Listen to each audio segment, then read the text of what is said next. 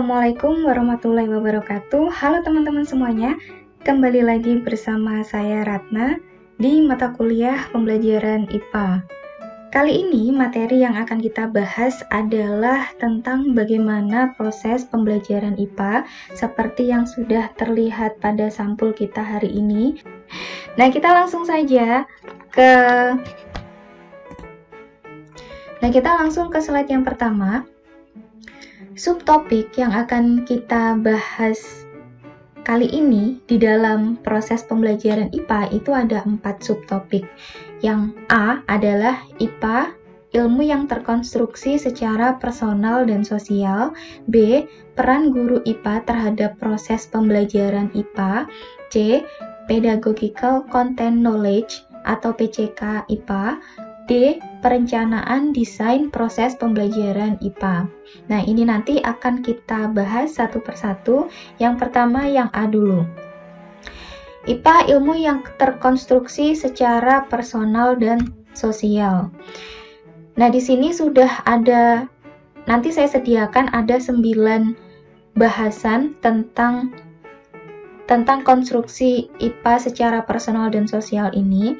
Nah, untuk proses awal pengetahuan IPA pada anak, dimulai dari yang nomor 1 ini. Jadi, sebelum masuk sekolah dasar dan diajarkan tentang sains secara formal, anak-anak itu biasanya sudah membawa ide-ide dasar sains, berdasarkan fenomena-fenomena alam yang mereka lihat dalam kehidupan sehari-hari.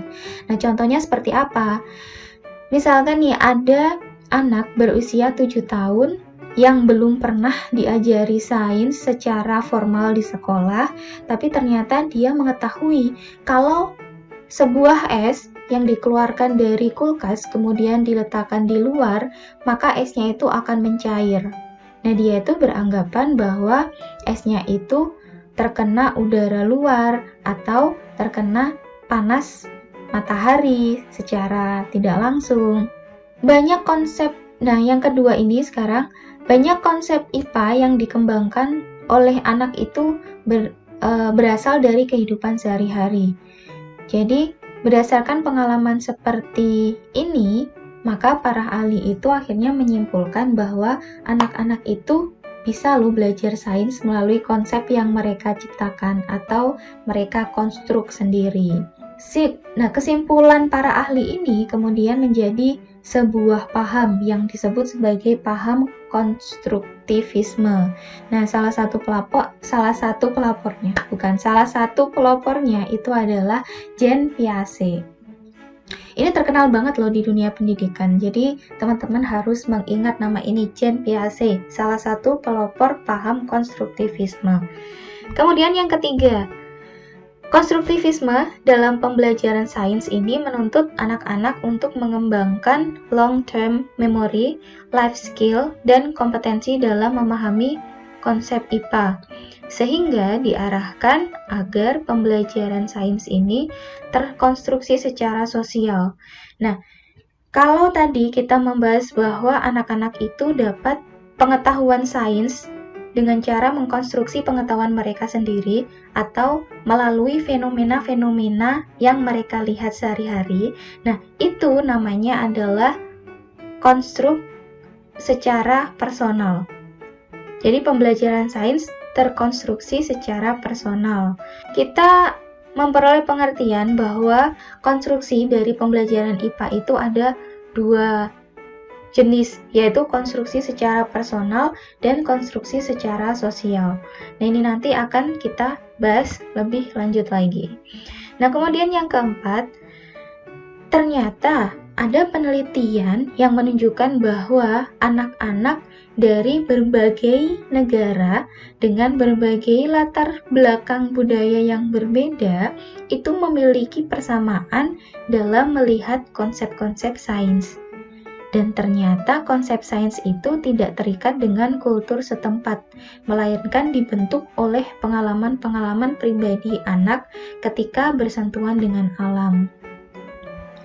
Jadi walaupun kita yang berada di Indonesia dengan anak-anak yang berada di Amerika itu sebenarnya dari sisi budaya tidak mempengaruhi, yang mempengaruhi adalah pengalaman masing-masing. Kita di Indonesia ini mendapatkan banyak pengalaman nggak sih dibandingkan dengan anak-anak yang ada di Amerika?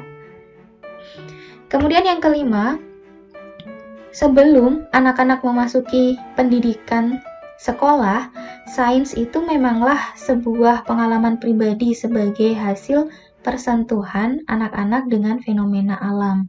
Namun ketika anak-anak mulai berinteraksi dengan sekolah, bersama dengan teman-temannya, guru-gurunya, maka konsep sains ini dipengaruhi oleh konstruksi sosialnya. Nah, ini yang saya maksud dengan konstruksi sosial. Yang keenam, di sekolah, sains itu merupakan ilmu yang terkonstruksi baik secara personal maupun sosial. Anak-anak mulai mengenal teori dan konsep. Anak-anak sudah tidak bisa lagi menganggap bahwa es yang meleleh merupakan peristiwa sains sederhana yang diakibatkan oleh panasnya sinar matahari.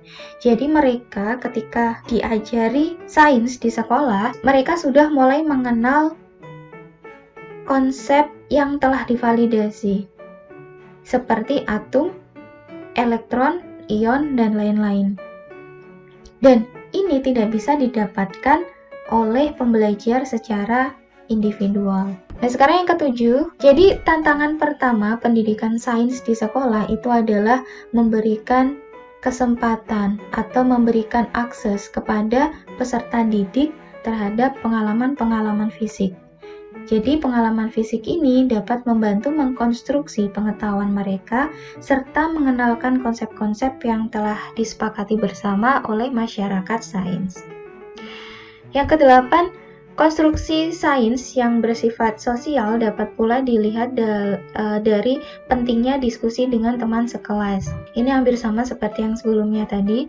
Dengan demikian, pembelajaran sains yang berdasarkan konstruktivisme tidak menempatkan guru sebagai satu-satunya orang yang berbicara di depan kelas, melainkan peserta didik diberi kesempatan untuk berbicara dengan teman-temannya. Nah, di sini yang ke-9 ini saya memiliki bahan diskusi untuk teman-teman. Jadi saya bacakan dulu. Apabila di sebuah kelas tidak memiliki peralatan praktikum IPA yang memadai, maka peserta didik tidak dapat mengalami kesalahan sebagai upaya mengkonstruksi pengetahuannya. Dan menurut Anda, apa yang harus dilakukan guru supaya konstruksi personal dan sosial itu masih bisa didapatkan dalam sebuah kelas? Nah, di sini teman-teman boleh menyebutkan salah satu materi IPA yang kemarin sudah kita pelajari itu sebagai contoh.